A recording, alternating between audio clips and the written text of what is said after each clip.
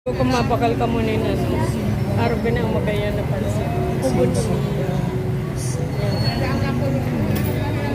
Ini, ano yun yung pinaka-ano yan?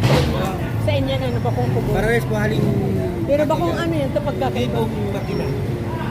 Makina? Ano yung sabihin? Sa makina po ginigita. Yun ang O yun, niligtip. Sige, pagkakibo ka niya sa makina, ginita sa ulo.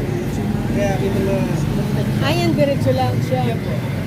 Pag-iikal sa makina. Pero si binakal ko pa, ano parehas Malinig siya mo? nilingon. Ha? Malinig siya nilingon. Pero, yun yung sinaglululo. Depende sa luto, garo. Ini mas kasabaw ng dakulo. Nataw lahat pa sa sabaw. Hindi ba sa makina doon? Ayan, sa bagay. Ini-stack ko pati yan tayo, nilalabo sa ref. Pag niluluto ko na yung mga kabanga, ilalagay ko sa mga container sa pagluto na.